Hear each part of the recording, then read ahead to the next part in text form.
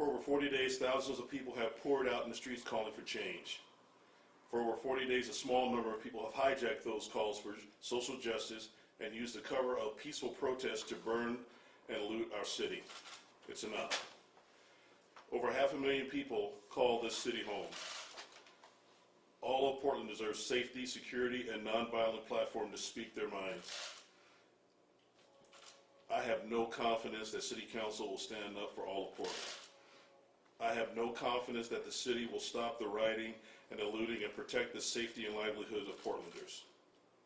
I have no confidence that the City Council will guide the Portland Police Bureau forward in a new era of policing that prioritizes safety, equity, reform, and police funding. I have no confidence that City Council respects and supports its rank and file officers who work tirelessly to better our community.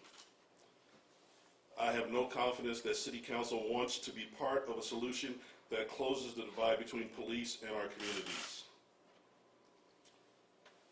If City Council won't stand up for Portland, we will. The PPA will be pushing 2 initiatives forward that are focused on community safety, policing, police funding and reform, and internal and external racial equity. First, Pastor Reverend Matt Hennessy and I will be holding standing quarterly roundtables that bring together police in our community. We will be inviting members of the faith community, local community members, local law enforcement executives, local law enforcement officers, and local and state elected officials. We want change. We want healing. To get there, we must continue to engage with each other. We must continue to have difficult conversations. Second, the PPA has announced an 8-part reform platform based on reasonable and constructive efforts to improve policing services for all of Portland. In my 29-year career, I have evolved daily as a person and as a police officer. Every day, the Portland Police Bureau has grown and improved as an organization. Now it is time to continue growing, improving, and evolving. Defunding police in our city will not improve or reform the police. To achieve these goals, we must invest in our police bureau. Together, we can make a difference. Together, we can improve. Together, we can heal. The Portland Police Association and its members will stand up for Portland. Any questions yet? The 8-point plan, so you support body cameras and federal funding for body cameras? Yes, it's part of our 8-point plan. I've been a strong advocate for body cameras. I believe that it will build more trust in the community. It's an accountability measure that we need and we must have. I know Senator Lou Frederick, as well as Representative Janelle Bynum down in the state legislature, have asked those questions. And I believe our advocates also for body cams on Portland police officers and all police officers in the state. What do you mean by fair discipline? I don't see any details on the website. Excuse me? Fair discipline, what do you mean? Could you elaborate? I think the systems that we have right now can be better, can be strengthened in different ways. And what I don't want to do is stand and dictate what should happen. I think this is a conversation between the stakeholders that I talked about in the community, in the faith community, in law enforcement, as well as elected officials. How would funding boost fair discipline? Well, I think you can't have reform without funding. When you defund the police, you defund our ability to have resources that we need to have to use for those such things as reform. Whether it be the disciplinary system, whether it be funding for community policing, whether it be funding for accountability measures like body cams. You mentioned that you don't believe in the council to protect Portland. What do you think the city should be doing to safeguard the city? I think that the crime that's going on right now with the rioting and the looting and the burning, number one, City Council needs to condemn that. Wholeheartedly, unilaterally together condemn that. And not only condemn that, but ask for and make sure they follow up on the fact that the DA's office are prosecuting people who are doing these crimes, committing these crimes on a daily basis, and supporting the Police Bureau leadership in the decisions they make in dealing with rioters and dealing with the people who are out there burning and assaulting people and looting. And also support the officers of the Portland Police Bureau who are on the front lines out there every day, trying to disengage, trying to de-escalate situations that they've been involved with for the last 30 to 40 days. When you say the city should be engaging with prosecutors to make sure cases are prosecuted, what have you seen so far in terms of prosecution of these cases? Well, because this is just the beginning, or the beginning of not the beginning of the protest, but an ongoing process, we haven't seen what's going to happen yet. But City Council should be advocating for the prosecution of people who are destroying businesses, burning and looting, business owners, small business owners all over the city, and not just in downtown Portland, but also Northeast Portland. People who are people of color, people who are immigrants, people who have had small businesses in this city for 40 or 50 years of being impacted. And especially with the impact of the pandemic of coronavirus, which many people were just on the edge of losing their businesses, and now their businesses are being impacted by rioters looting, rioters burning, rioters destroying their property. And that just can't continue.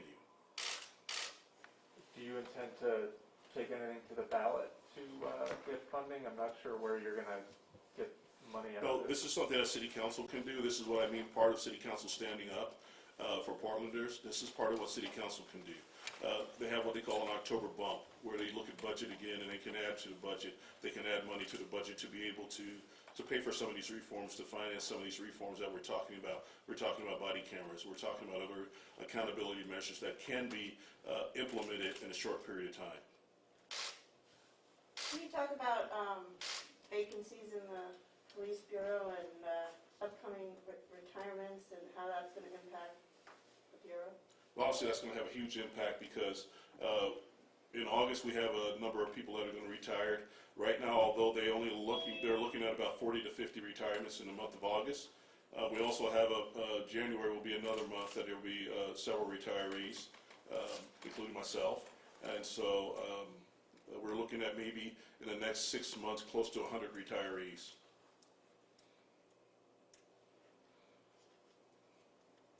And as for that sort of recruiting efforts, obviously there's been a hiring freeze. I think that needs to be revoked. I think we need to continue to hire. I think we need to continue to look for the best of the best, a diverse group of applicants that we can bring through and start the reform that we're talking about. So do you think any steps taken by the union in challenging discipline has contributed to the lack of trust by the community and police?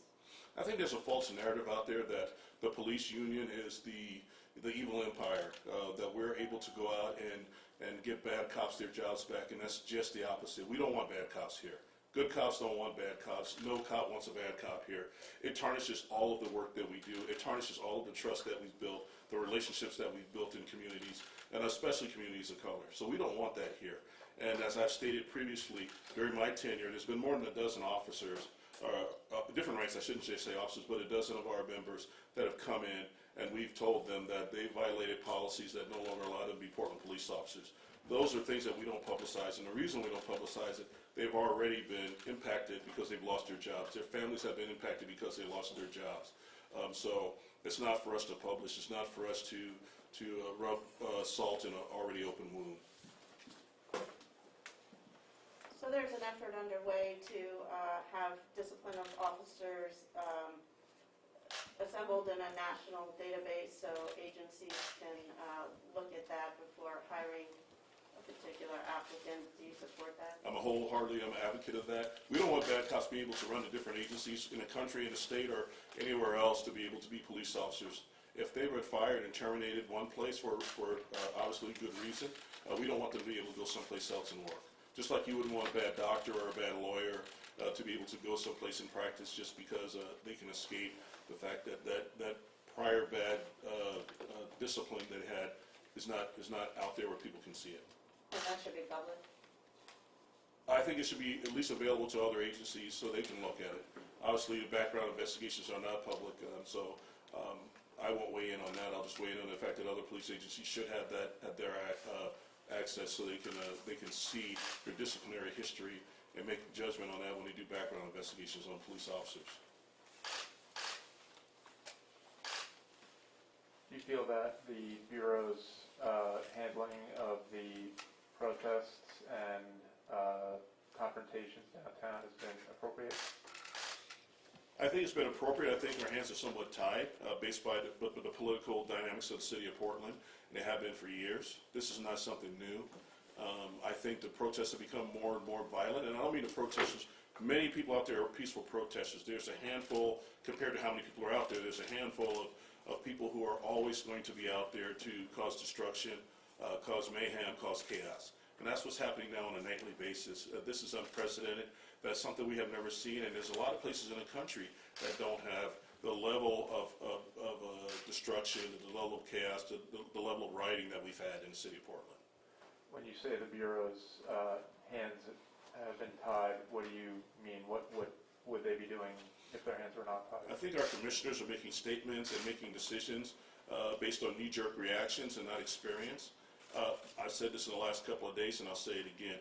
I invite any elected official to stand on the line with the officers for a night and then multiply it times 30 or 40 and think about how many days they've been out there with rocks and bottles and urine and human feces, as well as other things, fireworks thrown at them, and still not be able to use all the resources that we have to be able to disband safely and at the lowest level of force that we possibly can use to disband these riots.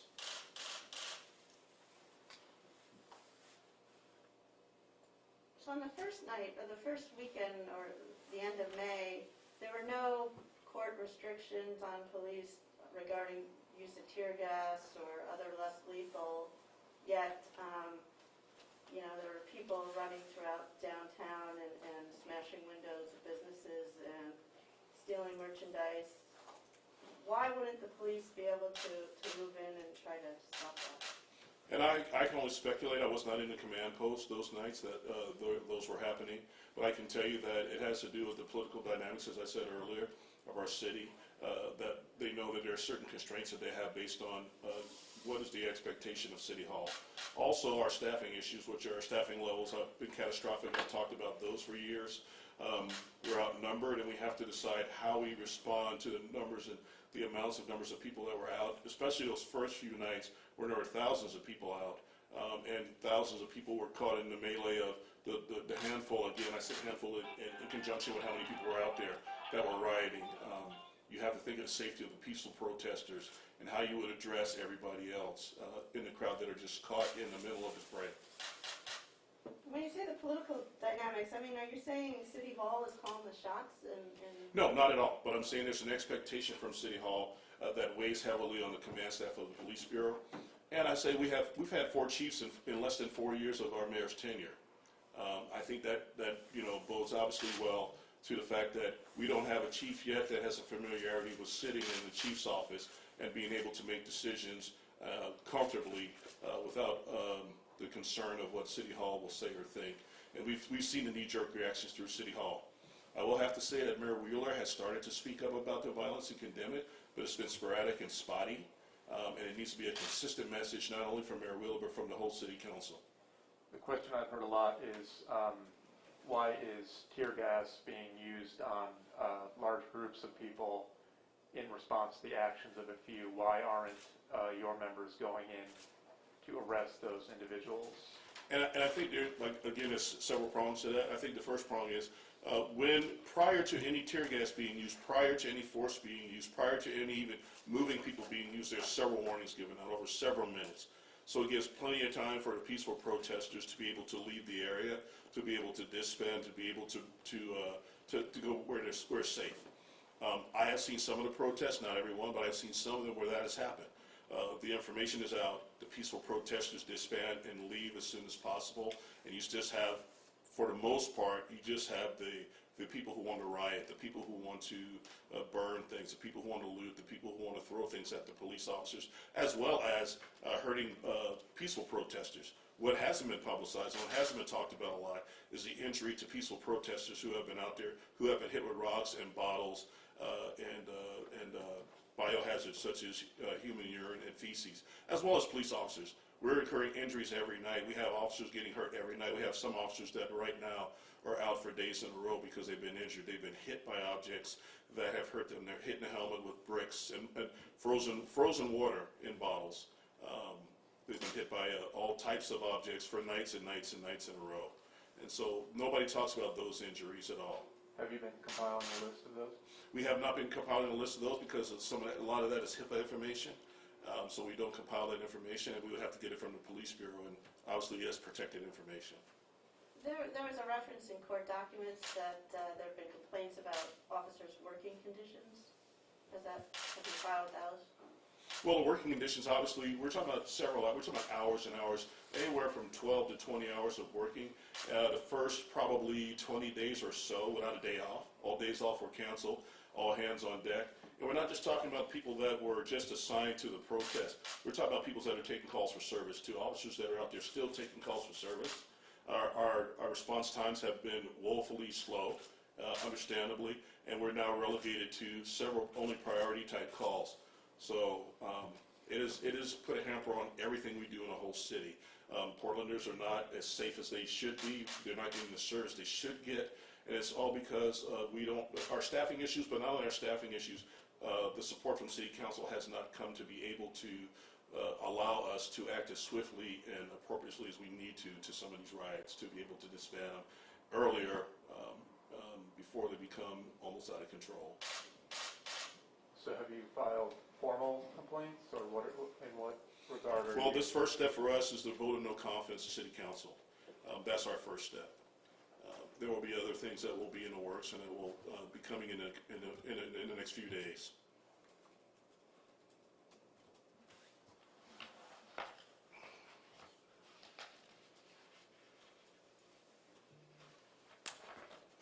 To what extent have you reached out to individual commissioners to talk to them? Can you talk about that aspect of your work? And I've had conversations with some of the commissioners, with the mayor. I've had conversations with him about the lack of support, the issues that are going on. Not many conversations, but some. And I will tell you this, I sent that open letter out 2 days ago with no response from any commissioner, except for Commissioner Hardesty, and her response was that she's hoping that I'm looking and willing to sit down and talk about reforms, which I think I spelled out in that letter.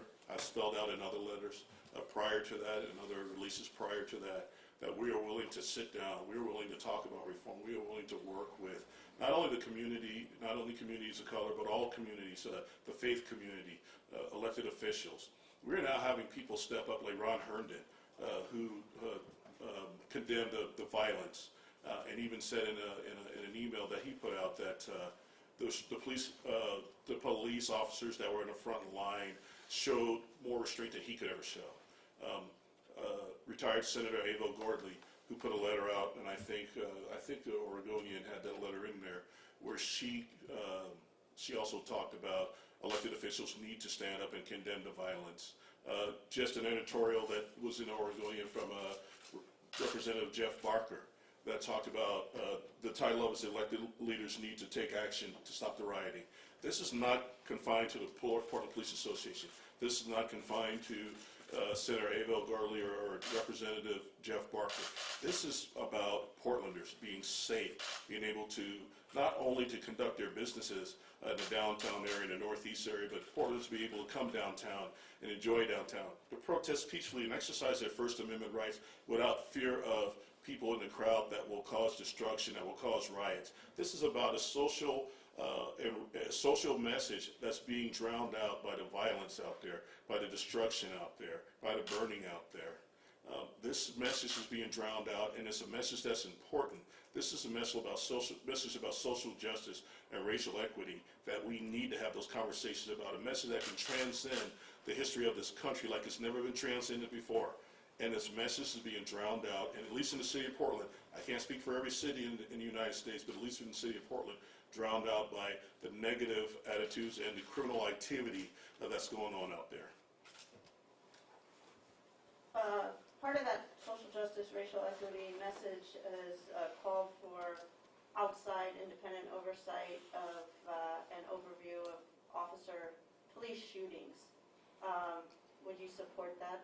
And I think part of that is right now the system we have, which is a system that very few agencies nationwide use, which is every officer involved shooting goes through a grand jury process. The grand jury is made up of community members. If we take it out of the community members' hands, then what are we doing? We're leaving it to a political faction to be able to investigate those and to weigh in on those. Right now, the process that we have right now with community members being able to weigh in on a grand jury on officer-involved shootings with all the evidence, I think it's the best possible scenario we can have.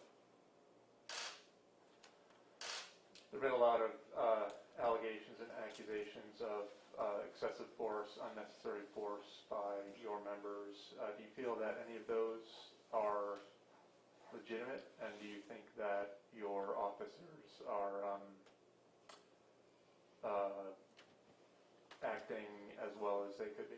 So are you talking about in a protest or just in general? Yeah, in response to the protest. As a response to the protest, obviously those are investigations that will go on. So I don't have any particular ones that I've heard, but I'm sure that when the complaints are filed, if they're filed, that the investigations will be ongoing investigations. But I will tell you this: this is why I call for body cams. This is why I believe that if we had body cams, I'm not saying it's the end all to be all, but it's a huge accountability measure. It's a huge way to gain community trust, because every incident that we're seeing nationwide is somehow captured on video, either somebody's phone camera or sometimes it's body cams or dash cams from police cars. So I think it's important for us to use every opportunity that we can have to have an accountability measure, especially one that's a best practice by law enforcement nationwide that we don't have in the city of Portland. So on one hand, to say we want reform, we want new things, we want accountability measures, but on the other hand, we don't have an accountability measure that almost every police agency in the country is using. And especially in the state of Oregon, there are smaller agencies than us that are using body cams on a daily basis that we are not using.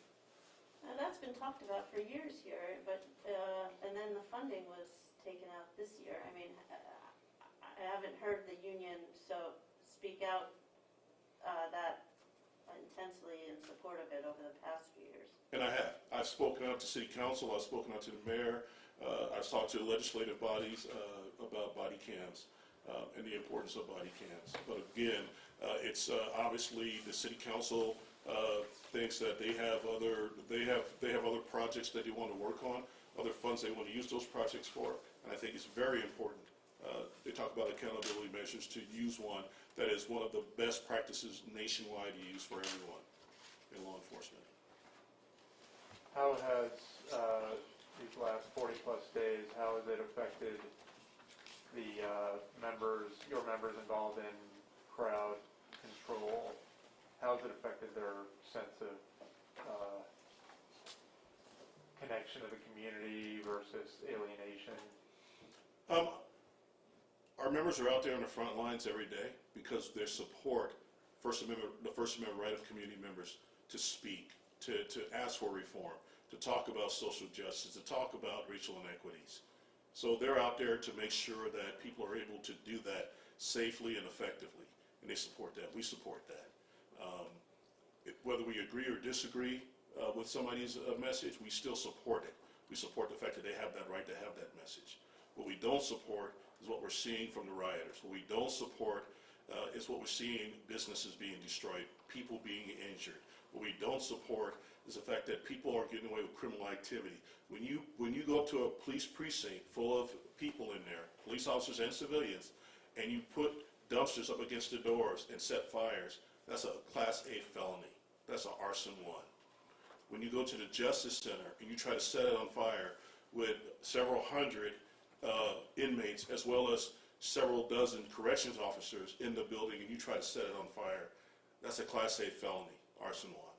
When you're throwing rocks and bottles at people and you're trying to injure them and you're trying to hurt them, those are all crimes. They need to be prosecuted, they need to be convicted, and they need to know that there are consequences to their actions, and that's just not happening.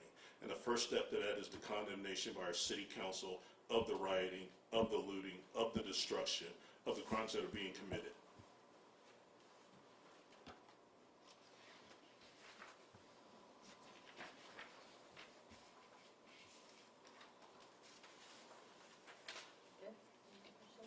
Any other questions?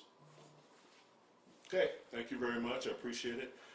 Obviously, I'll be around for questions afterwards, but I do appreciate everybody being here. And I just want to leave that one message is that we want to protect Portland. We want to make sure that Portlanders have the right to express their First Amendment rights in word and in protest. But we want to make sure that also Portlanders aren't impacted by the criminal activity that's going on out there, and they are being. And our city leaders should be the ones standing in the front of the line saying they will not tolerate this, that they condemn it. Whether they agree or not agree with the message, they should be standing in front saying they condemn the violence, and it's not happening.